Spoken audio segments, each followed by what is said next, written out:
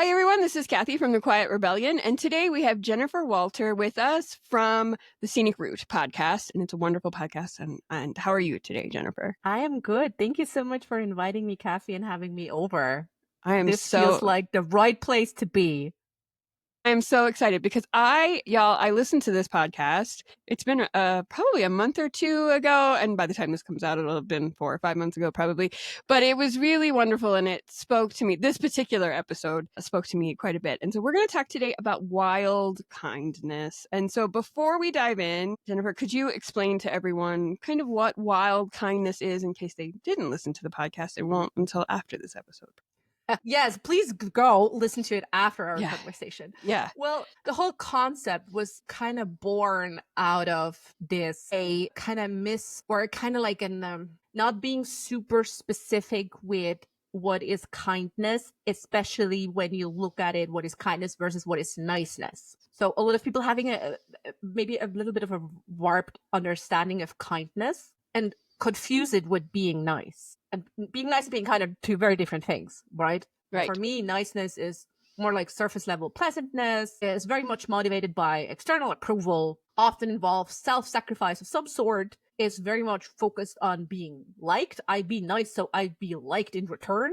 Very much of like no conflict and often lacks boundaries, very often performative. Versus kindness is really coming from an authentic care for yourself and others. It's driven by your internal values, very much includes self-care, focuses on doing what's right, which isn't necessarily what might be nice in the situation, and is very direct and honest with healthy boundaries. And so it was really like, you know what, we need to come back to this wild kindness where we're just really open about what is going on and really be fiercely caring for others, but also for ourselves first, and not making us smaller.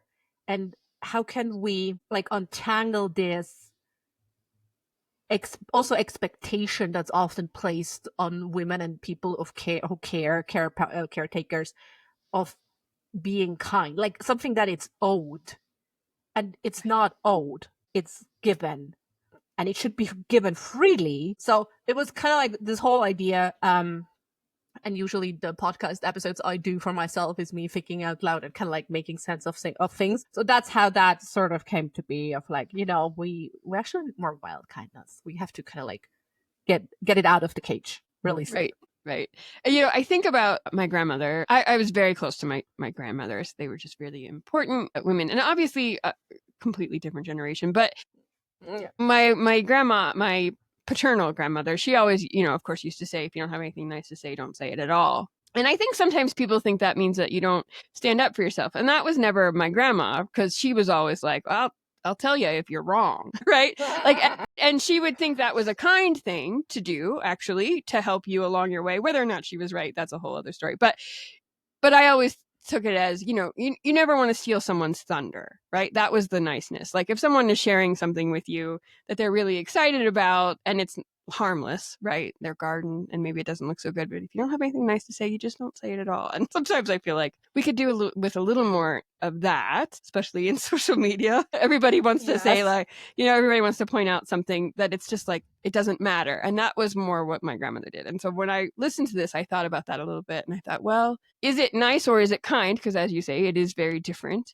Yeah. So, and we live in a society where everybody wants their opinions known. Yes, where everyone is mistaking opinion for fact. Yeah.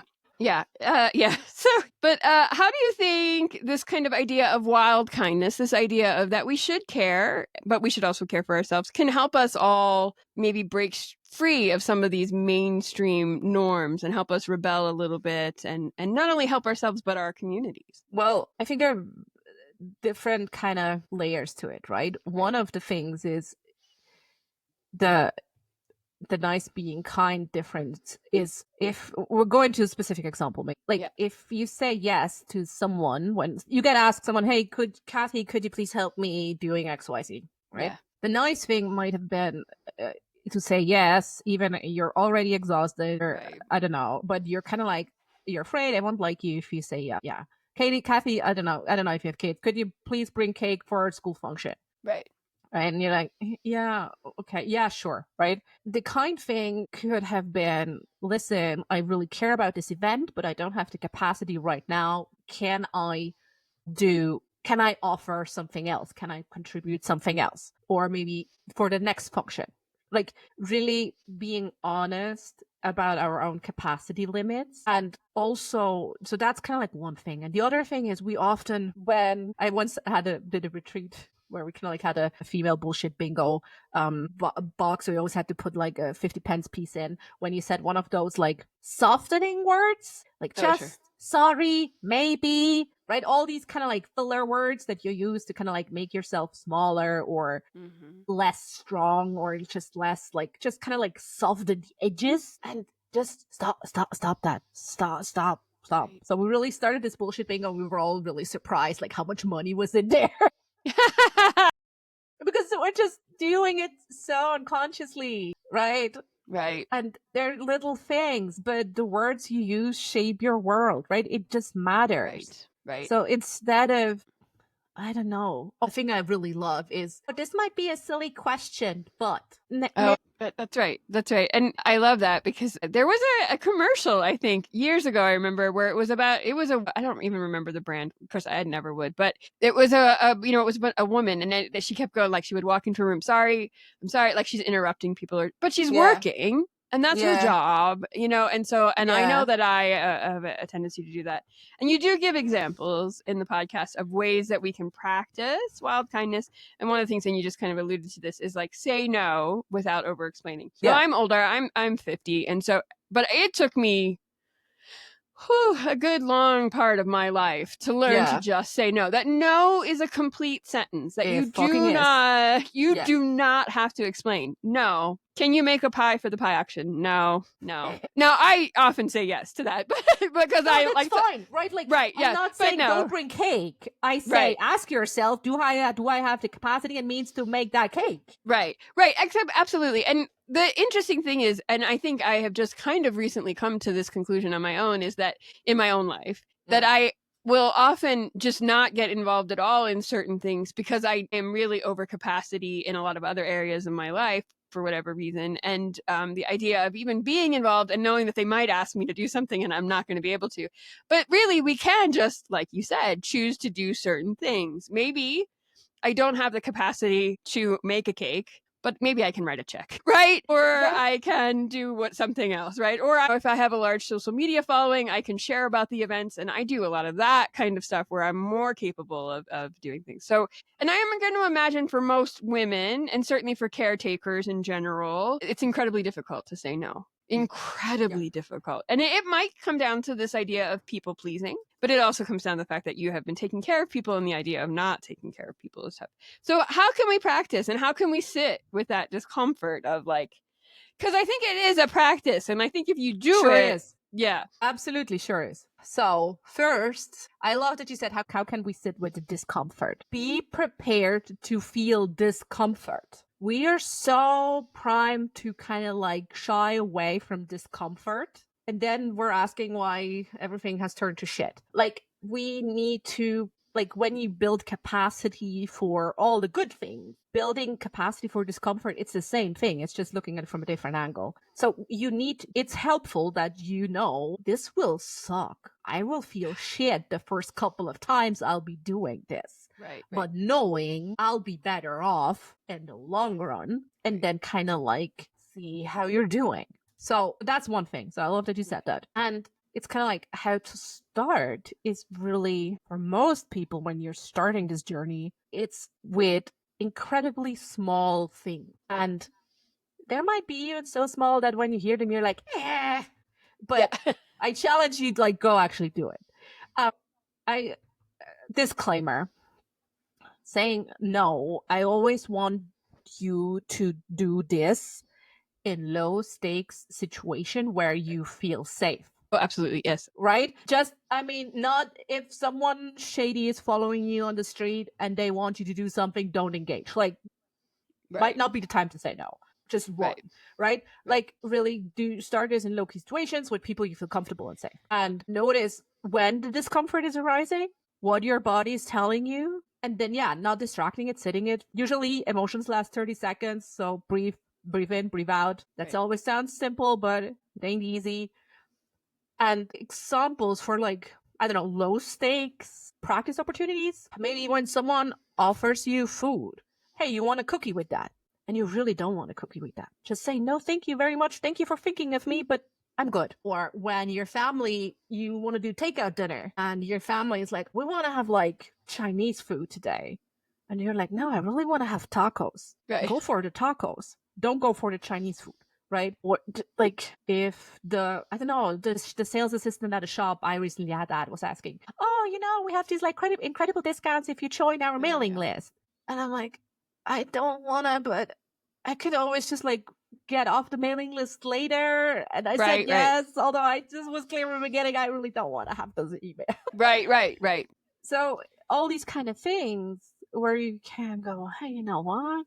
No. And then look at kind of like, I don't know, you can also practice your sentences. I don't know. Yeah. No, that doesn't work for me. I'm going to pass on that. Not today, thank you very much. Right. Thank you for thinking of me, but no, thank you. I don't have the capacity for that. I don't know. Practice makes it perfect, so you know what to say when you're in these situations and you're like... Right. Or just say no. Right. And I think it's especially hard when you're put on the spot and they want an answer right away and you can't be like, I'm going to think about it. And I had seen Oprah, of all people, I don't know why this stuck with me, but years ago, long time ago, I had seen her in something and she always said, when someone asks me something, I always say, I got to pray about it. Now, whatever your religious beliefs might be, that could absolutely be a valid response to a lot of things. Like, I cannot give you an answer. Before you give an answer is pretty smart in general. Yeah, right. So you can, and often I get a lot of emails, of course, because I've been in an online space for a long time and people are always asking me to do things. And often I don't want to, but I don't want to often, it's not because I don't like the person or anything else. I just don't have the capacity. And so what I have learned to do is just take a day or two to respond to the email and then respond to it with, no, but thank you for thinking of me. Yes, exactly. I can't do it at this right. So it does, if you can give yourself some time, it does make the discomfort a little bit easier. Obviously, it's not so easy when, like, if someone is like, can you have coffee with me in 10 minutes? You can't be like, well, let me pray about it, because obviously you need an answer right then. But for the important things, the bigger things, the higher stake things, have a sleep on it. Like, yeah, exactly. And that's what I always say. My husband is a real, like, he really has to like think about things. He really has to process things. And so I'm always like, I always tell people we need at least a day for him to sleep on it before we can make a big decision. And it's not that I'm deflecting to him. I mean, obviously if it affects the both of us, if it's just me, then I can't say, well, my husband needs to think about it. That's not going to work. Okay, shifting blame over telling. Yeah, no, don't get me wrong, because I will say that we both use each other as excuses plenty of times. When you've been married a long time, you absolutely do it. Fair. It's fair. Like, been there, done that with my partner. It's fair game. That's right. Okay. And so I just do want to stress, I think several years ago, my husband has tinnitus, which is, ringing of the ears. Yeah. And he was really going through it for a bit. And he did cognitive behavior therapy, because that was like the only thing that we had done some research, right? Like, there's no medication that helps get rid of that. And that was one of the things that he had to do. The doctor was just like, you have to just sit with the discomfort. We can give you some tools that will help, like white noise or whatever. And while it's not exactly the same, it is kind of the same. Because as he did it, you build that muscle, right? You build the discomfort muscle. And I think that's true. Probably, I'm not a doctor, so I don't want to be diagnosing anyone. But, if you sit with the discomfort of anything, it does get easier, right? Whether it's... Yes. Yeah. I don't know if easier is the right word. It's still hard, but you're kind of like you build more capacity to focus on other things. Right. Like, you build the endurance, I suppose. Exactly. Yeah. Like, I relate to this very much. Like, I have a chronic illness, and like you can build and work on kind of like your threshold, and just that it doesn't get all consuming. That you realize, okay, there is a world outside of my ringing ears or of my pain. Right. Or out of my discomfort. And Right. the key mistakes I see in my clients and people who write me is like they shoot too big too soon, right? Right. They're like, I have this boss who's always kind of like talking over me and I want to like say no, right? They're not able to say no to the mailing list, right? Like, Right. Yeah. and I'm like, So yeah, well, right. Start small. I love your fighting spirit, but you're going from like rookie to final stage battle in a split right. second. Right. So yeah, That's start really small. hard to do. Some Right. people can't just do it. Fair enough if you have the capacity to do it. And others, I don't know, go small. And Right. each tiny no kind of like shows your brain, but it's something different. Oh, Right. look, we're still alive. No one hates us. Okay, cool. New data. Then next time, this was bigger. My heart is beating fast. My hands are Right. jittery. My mouth is dry. I say no. And then, okay, tension gone. How's Right. my body? Tension gone. Okay. I'm still alive. People are still talking to me. No one is like cast me out of my community. Right. Okay, cool. Data, right? Like we in iterations, and then at some point we're meeting our final fight and be like, you know what, boss? No. There you go. Right. And it is an endurance. It's like anything else. If you want to learn how to play the guitar, you have to learn how to play a couple strings. If you want to run a marathon, you don't just start running a marathon. You have to run a quarter of a mile first, right? Yes. So yeah, absolutely. And it's the very same kind much not talent, right? Right. Skill. Yes. Practice. Yeah. All right. Great. And one of the things, and you just said this because about your boss, like, so one of the other suggestions was allow your anger to coexist with your compassion. Mm-hmm. And I know for myself, and I'm going to guess for a lot of other folks, anger is tough. So can you maybe explain that in a little more detail? How can we practice compassion and kindness with all this other very, we are human beings. We are full of complex emotions. So how do we kind of like channel that in a way that's sort of healthy, at least healthier as we practice? Yeah. First, I think it's really important that we speak of compassion and not empathy, which are very different things. So, okay, this is especially something I feel is tricky for people who grew up identifying as a woman or being seen as a woman, right? Anger, woman, especially if you're then at different intersection of don't you dare be angry if you're Black and a woman, right? Yeah. So it's really kind of like seeing that, okay, anger and compassion, it's not one or the other. There aren't like opposites. You don't need to choose. Both are there for a reason. Anger, usually, if you feel angry about something, identifies for you it says something about your values and your morals, right? When I get angry, then I know, okay, this is wrong or unjust. They have quite transformative power, right? Anger is really like, okay, I feel angry. Why? Because I feel this is unjust. Okay, then maybe I should really just fucking do something about it. And I feel it's really also interesting to really notice. I'm always kind of like, the most people I talk to are most of them have an academic background or have a degree or just really smart overachievers, perfectionists, those kind of people. You're my crowd. Love you. Right? And we're often in our heads and not so much in our bodies. So I always like to say, okay, notice where your anger lives in your body. For some people, it's jaw, hands, chest, whatever. And compassion is usually at a different place, right? Heart space, belly. You can breathe into both at the same time. Like it's not one or the other. Right. And you can also practice naming your emotions. I am feeling angry about this boundary violation. Right. And I have compassion for this person's struggle. And okay, how can we move on with this? Right? I can be angry about this behavior and I can still care about this person. Right.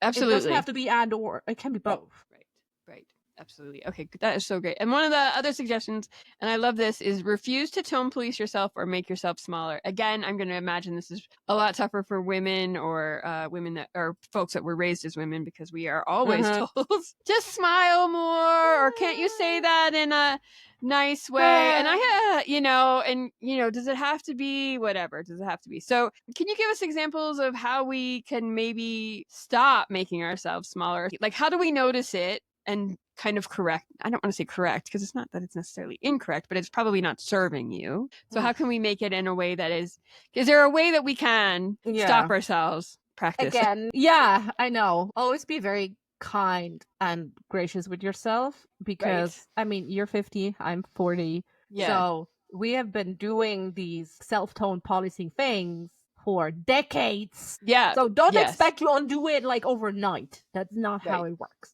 Yeah. So I don't know. There are a lot of things we've already covered, like some things of how you talk. Right.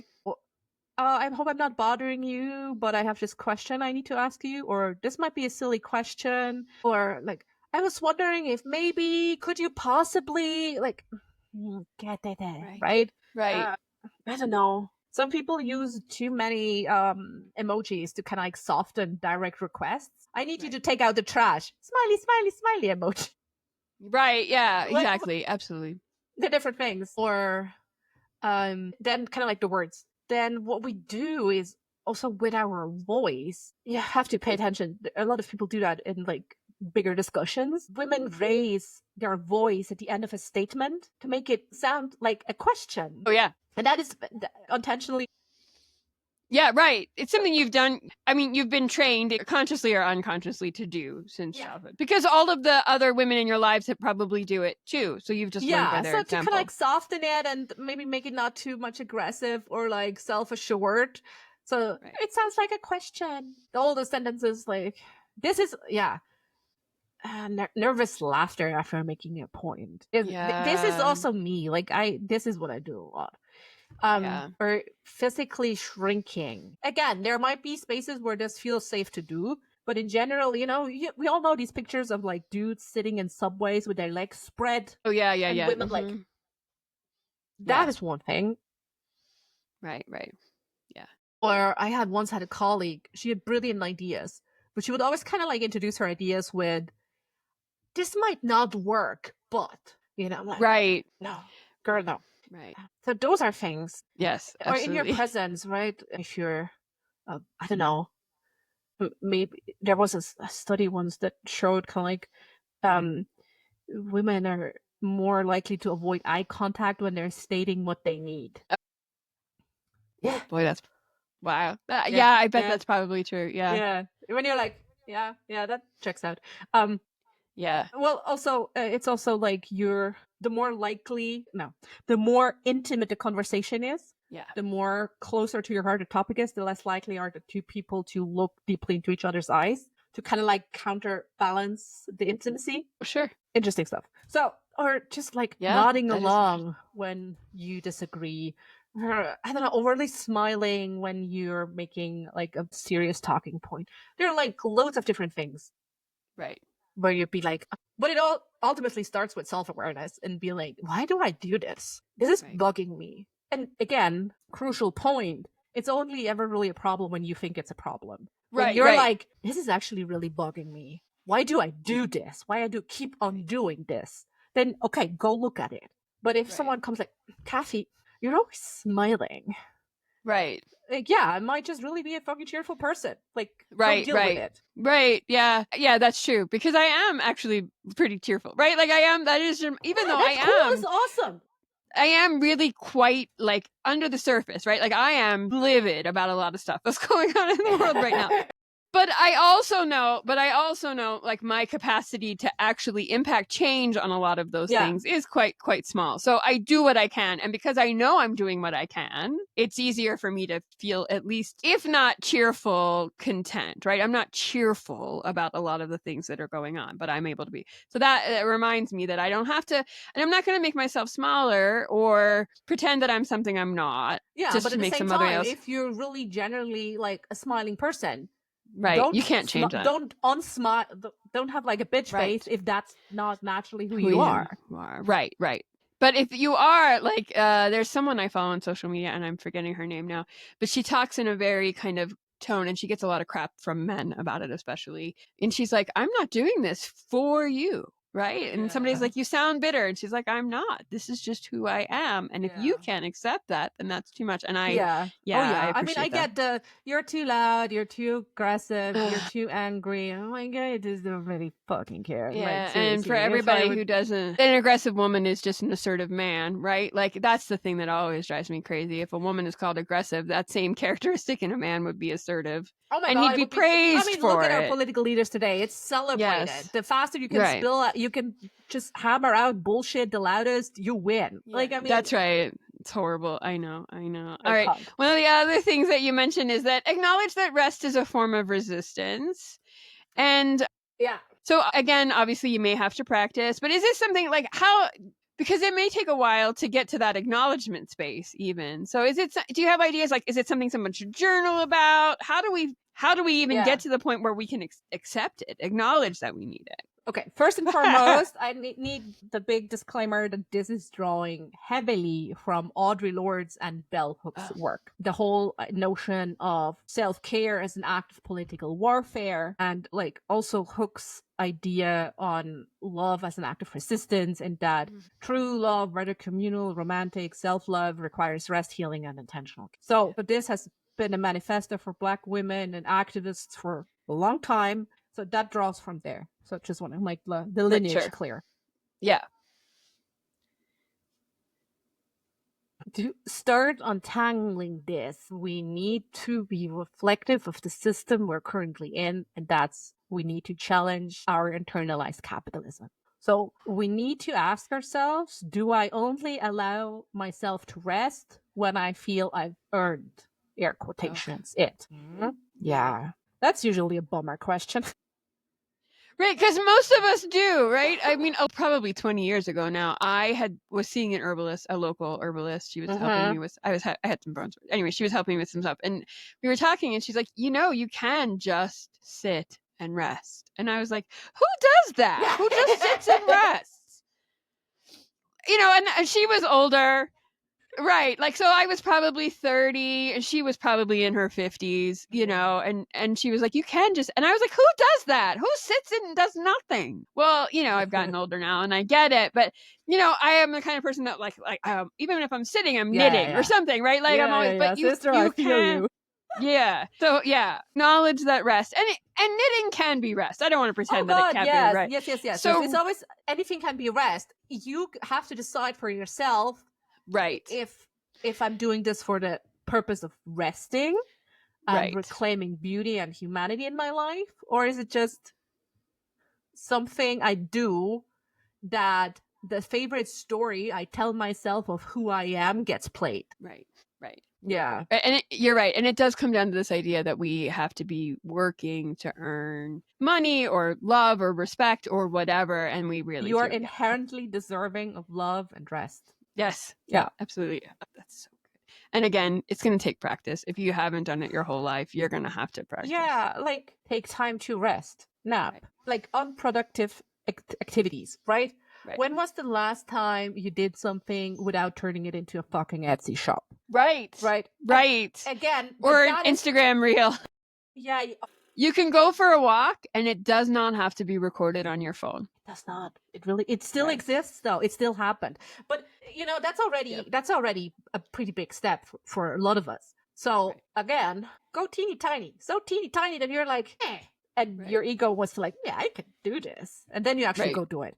Right? What if tomorrow morning, if you make your cup of coffee or your cup of tea, the first one in the morning, and while it brews, you don't do anything else. You just watch it brew. Wow. Yeah. Okay. See, that feels huge, because I am the kind of person who can go for a walk without my phone, but I don't know that I could do that. And so now that is something I'm going to practice. Don't unload the dishwasher. Don't put anything away. Just stand there, watch it brew, and breathe. And just imagine those few minutes, how it can really impact the rest of your life. So I had heard someone else say a long time ago that you need to remember that rest is not only sleep. Rest can be sleep, but there are a lot of other ways to rest. And you just proved it. Watch the coffee cup. Yeah. Watch your tea brew. quite literally watch the kettle boil, right? Watch the kettle never boils, right? All right. So one of the other things, I think the last one was understand that your boundaries honor both yourself and others. And this is going to be, again, a tough thing because a lot of us, especially if you've been a caretaker for any level of time, you're probably not very good at your boundaries because you've been taking care of everybody else and not thinking about what you need. So how do we frame it in our mind that not only, because I think a lot of us will frame it as being selfish, but so how do we do it in a way in our own minds that I am honoring this other person? It is not just selfish. I am honoring someone. Again, I think it goes back to our initial conversation between nice and kind, right? If you feel you want to be nice and saying, oh yeah, sure, I can bring cake to the function, but already knowing you might really not be able to do it. And then later you're like, I really, really can't do it. And you then, I don't know, the evening before the function, you're ringing them up saying, listen, I really cannot do this. Right. Yeah. Then it's no use for them or for you. You feel bad, they feel pissed, like it, what, right? Right. So it's really going back to kindness and being kind for you and them, right? For example, I feel this is always very nice in theory, but when it comes to like everyday life, we're like, hey.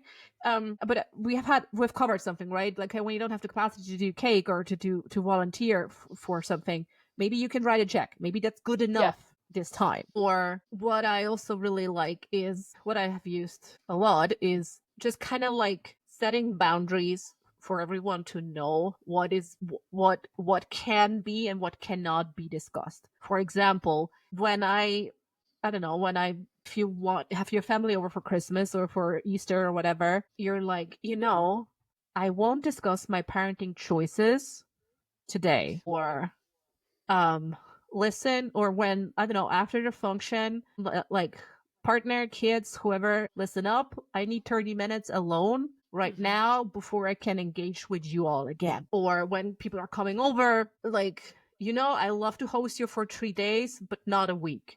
Like, right.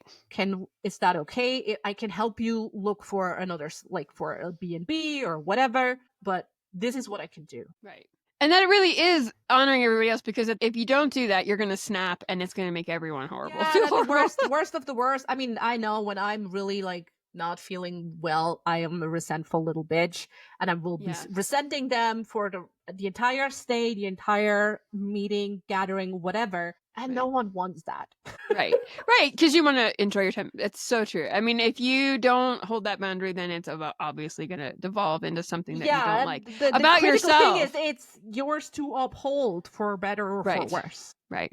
So good. All right. One of the other things you mentioned, and I loved this, undomesticated compassion. Love that phrase, and you used that in the podcast, because I'm quite feral in my own world, and so that idea has really stuck with me. So how do you think we can build wild and fierce kindness to help our communities? Because that's really important kind of to me into this podcast, and build compassion. So how can we, obviously a lot of this is internal work, but how can we use it to do things externally? Yeah.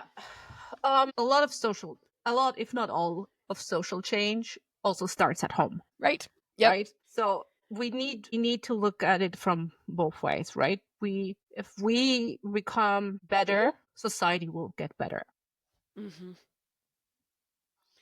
So if we give ourselves grace, if we fiercely protect our boundaries, if we embrace our full spectrum of emotions, including anger, if we refuse to sacrifice ourselves on the altar of caring for others and the ultimate altar of what is a good mom, if we challenge systems rather than just like, I don't know, soothing symptoms. One example is like, we just, instead of just donating at a GoFundMe, we're actually really asking ourselves, why do we actually need a GoFundMe for a medical emergency in the first place? Oh my gosh. So if we value all of this and live it, it will ripple out into our families, into our communities, into society as a large. And it really is. And there's a point where I had this conversation recently of like, there will be a point where it has to go out into the communities. Meaning, if you only focus on your mental well-being and your emotional system being regulated and whatnot, and this never translates out, it's just another sign of this me neoliberalism hellscape we're in. There is a point where it needs to go out into the communities. Again, going back to Bell Hooks, you need self-care and rest Right. to fuel you, to replenish you, and then it goes out into the communities. Then you get active. Then you, I don't know, start a neighborhood club with do something. You volunteer and whatever. Gazillion different ways you can do, or you speak out. I don't know, at your kid's school or wherever you're at work. You're like, hey guys, what are we doing here? Yeah, That's really a valid thing.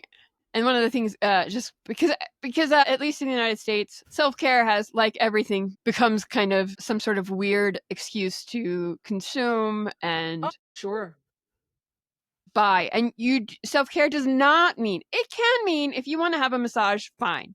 But it does not have to mean that you go out and buy the fancy candles and whatever. Self-care can just be 100 other things. So I always feel like I need to say that because there are just please. so if this has not been clear through our choice of words, then please rest assured you don't need to go out and buy shit to do this. Anything. You don't need to buy anything. Nothing. Jennifer's podcast is free for you to listen to and be inspired, and this is free for you to be. And we both have plenty of things that you can consume from just from an intellectual reading or watching standpoint that can help you along your way, and we can point you to plenty of other resources, and I'll link the books that she mentioned. Please consume, educate, and then go and do. Right, it doesn't. And I had just had somebody else on the podcast. This episode has not gone live yet, but it will very soon. We were talking about hygge, the concept of hygge, and she's like, but it's not that you have to go out and buy all the fancy stuff. You don't. It has become that in the United States, and that it's horrible. Marketing is not the answer. I mean, of course. I mean, I don't know. We always need to push. I know it's capitalism and everything else, but it's just enough. That's not what this is about. Okay, great. Well, Jennifer, thank you so much. Is there anything else about wild kindness that you would like to share or tell us? Well, I mean, again, it's just a theoretical concept, but it lives if we're actually go out and do it, and if we're just showing up as our authentic selves and don't recognize that true care isn't about being nice, and it isn't always soft. Sometimes it's fierce and upsetting and system changing, and just go and be yourself and show yourself the self-compassion as you would do others, and you'll be fine. Right. Wonderful. And tell everybody where we can find you online. Okay. So, of course, you're more than happy to hop by the Scenic podcast. We have lots. If you'll enjoy this episode, there's more of that. Lots. And you can find me on way too many social medias, platforms. The handle is always at It's Jennifer Walter. So come, let me know how this resonates with you. Let me know if you're in a sticky spot and you need a reframe for something. Reach out, talk to us. We're here. It's wonderful. And I'll make sure to link all that. Plus, I'll also link some of the books that you had mentioned because we need that. And then if you're going to go listen to her podcast, I'm going to recommend that you start with the Wild Kindness one. But there's also a wonderful interview that you do with AJ Barber that is just fabulous. I'm a big fan. Yeah. I'm a member of her Patreon community as well. I am too.